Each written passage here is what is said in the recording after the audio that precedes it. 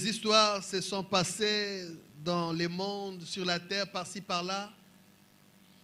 Toutes ces histoires ont trouvé Dieu et l'ont laissé sur son trône. Le roi est sur son trône. Quand les choses vont bien pour vous, quand vous avez de l'argent, vous avez de l'or, quand les choses marchent, les affaires marchent, Dieu est sur son trône. Mais lorsque même arrivent des temps où les choses ne marchent pas bien, ne vous en faites pas, il est toujours sur son trône. Il est le roi qui règne éternellement. Son règne n'a pas de fin. Rien. Alors rien ne peut mettre fin à son règne. Des fois, nous voyons des enfants de Dieu à cause d'un défi quelconque, un problème, une situation, et il se dit, je ne prie plus, j'abandonne de prier, je n'adore plus, je ne sers plus Dieu, c'est fini, tout ça. Écoutez, mon frère, vous n'avez pas besoin d'abandonner parce qu'il est sur son trône. Rien de ce qui nous arrive ne le déplace de son trône. Il est là, en contrôle de toutes choses. La Bible dit dans le livre de Job, je reconnais que tu peux tout.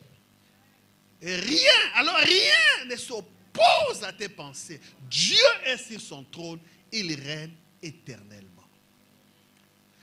Mais ce passage curieux nous révèle qu'au milieu du trône et autour du trône, il y avait 4 êtres vivants. Qu'est-ce qu'ils font au milieu du trône, la place de Dieu? Et la Bible, parlant d'eux, il présente que le premier être vivant était semblable à un lion. Le second était semblable à un veau. Le veau, c'est le petit du taureau. Donc, on peut parler du taureau, le veau. Le troisième être vivant, alléluia, avait le visage d'un homme. Et le quatrième être vivant était semblable à un aigle. Pas un aigle mort, un aigle fatigué, malade, mais un aigle qui vole en pleine activité et en le contrôle de toutes choses. Comme je l'ai dit tantôt au début, de l'Ancien au Nouveau Testament, la Bible est remplie de Christ. L'Ancien Testament nous présente l'ombre et le Nouveau Testament nous présente sa manifestation. En fait, pendant que Jésus marchait avec ses disciples dans le chemin d'Emmaüs, il leur disait, vous voyez les rochers qui permettaient à Israël de boire de l'eau dans le désert quand ils étaient avec Moïse, c'était moi. Vous voyez, alléluia, cet agneau que Israël avait tué et placardé le sang sur les linteaux et les poteaux de la maison en vue du voi-même. Quand la Bible nous raconte l'événement où l'apôtre Jean était dans le pleur, le gémissement parce qu'il n'y avait personne qui avait été trouvé digne dans les cieux, sur la terre et sous la terre pour regarder les livres, l'ouvrir. Jean pleurait, la Bible dit qu'il pleurait beaucoup parce qu'il n'y avait personne. Un vieillard, un ancien, lui a dit, petit, arrête de pleurer, il y a une solution. Voici, alléluia, les lions de la tribu de Juda. Mais quand Jean regarde, il voit du milieu du trône où se trouvent les 4 êtres vivants, sort non pas un lion, mais un agneau qui était comme immolé. Il sort du milieu du trône où est assis le Dieu véritable. Et ce n'est pas étonnant parce que Christ a dit dans l'Apocalypse, je vainquis et je me suis assis avec mon Père dans son trône. Moi et le Père, nous sommes un. Et donc, ce Christ-là a été manifesté à la fin des temps. Il était un peu de façon sporadique, comme ma flèche dans l'Ancien Testament, un peu pas trop manifesté. Mais lorsque les temps sont arrivés à la fin, Dieu l'a envoyé à la Tinzoto, Jean chapitre 1, pour pouvoir accomplir tout ce qu'ont dit la loi et les prophètes. La Bible est parlant de lui, je crois, dans Romains ou dans les épîtres de l'apôtre Paul, la Bible révèle que Jésus-Christ est la fin de la loi. Il est l'accomplissement de la loi et des prophètes. Tout ce qu'on a dit dans les psaumes, dans la loi, parmi les prophètes, on a parlé de lui.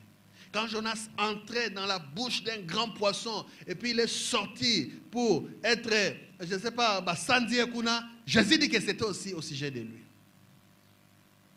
Mais ce Christ a été manifesté à la fin des temps. C'est ainsi que Hébreu dit, Dieu nous a parlé autrefois par nos pères. Mais en ces temps derniers, il nous a parlé par les fils qu'il a établis héritiers de toutes choses. Donc cela veut dire que nous n'avons plus besoin de nous attarder sur ce qu'ont dit les prophètes, la loi et autres. Parce que tout ce qu'ils ont dit là se sont accomplis en Jésus. Donc nous devons maintenant regarder à lui. Voilà pourquoi les jours où il passait, alors que Jean-Baptiste avait été envoyé pour préparer le chemin, quand Jean les voit, il dit à tout le monde, voici. Voici veut dire, voyez ici, pas là-bas. Ne regardez plus là-bas, regardez ici. Voici l'agneau de Dieu, c'est lui-là qui ôte les péchés du monde.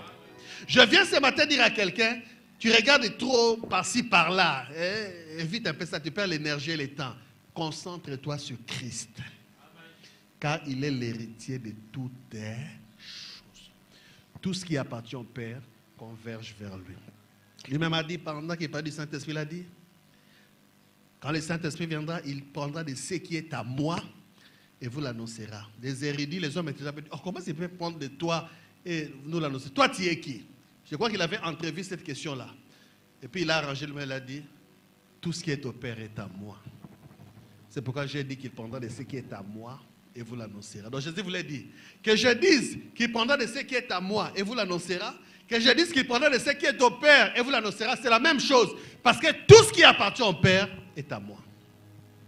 Donc il faut regarder Jésus. Mais qui est ce Jésus? Pourquoi les regarder? Où les regarder? La Bible présente ces 4 êtres vivants qui sont au milieu du trône et autour du trône. Et la Bible parle de leur apparence différente. Le premier qui est semblable à un lion. Le second est comme un veau. Le troisième a la figure d'un homme. Et le dernier est comme un aigle qui vole. Pensez-vous que ce n'est rien? Ces images ne veulent rien dire? Toutes ces 4 figures parlent et présentent Jésus-Christ manifesté sur la terre. Oui. Je sais ceux qui appartiennent aux générations d'avant là-bas, parce qu'ils sont nés d'hier.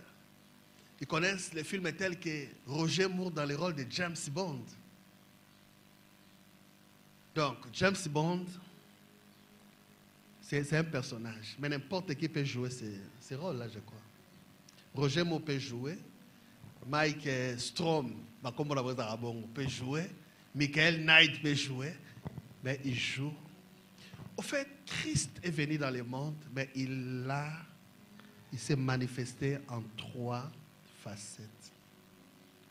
Et les 4 images sont aussi les 4 évangiles.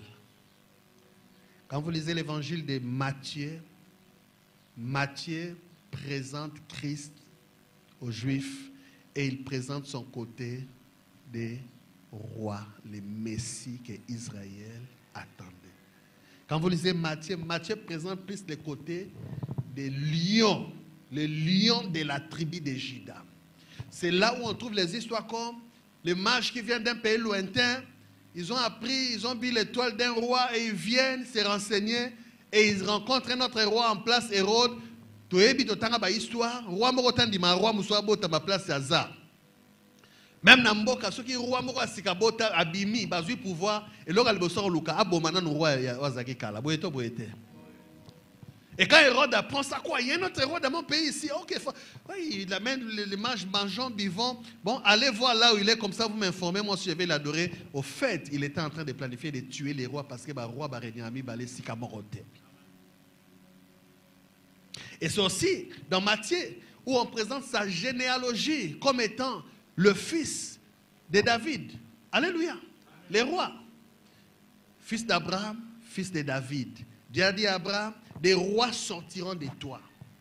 Et David, nous savons qu'il est le roi. Dieu a promis à David que Kitinayo et Rosanga, successeur Nayote, pour l'éternité. Or, tous les fils physiques de David sont morts. Il parlait de Jésus. Souvenez-vous, les prophètes, les psaumes et la loi ont parlé de lui.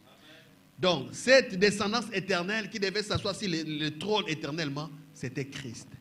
C'est lui le lion de la tribu de Juda, cette facette du lion. Un être vivant qui avait la forme. Donc Jésus est le roi. Il est le dominateur. Les rois ne discutent pas les choses. Les rois ne supplient pas si vous voulez. Chez les rois, il n'y a pas de référendum. Dans les royautés, il n'y a pas de démocratie. Non, non, non. Les rois exigent ce qui est droit. Ils commandent. Quand il dit « oh », c'est « oh »,« non », c'est « non ». C'est que depuis l'ancienne alliance, et même dans une certaine période, vous voyez que les rois dans leur nation ou dans leur royauté, ils dominent. Quand il a besoin de tuer quelqu'un, il les tue. Quand il a besoin il fait tout ce qu'il veut. Parce qu'il est roi. C'est l'autorité suprême. On ne pouvait même pas se présenter devant les rois quand on n'est pas appelé de peur de mourir. Il y a des gens qui sont morts comme ça. Tu meurs. Ça, c'était l'une des facettes de Christ. Les rois des rois, la Bible parle de lui en Apocalypse. Le Seigneur des seigneurs, il gouverne. Quand il se pointe, personne ne discute. Quand il ordonne d'obéir. Quand il dit aux démons, allez-y, même si vous avez belé légion, on ne discute pas avec les rois. Et Christ est le roi des rois. C'est de lui qui parle. L'évangile. Quand il est venu sur la terre, il a présenté ses côtés des rois. Il pouvait marcher sur l'eau, il pouvait ordonner malade ici, là. Il a dominé, il a dominé. Mais il n'est pas seulement les rois.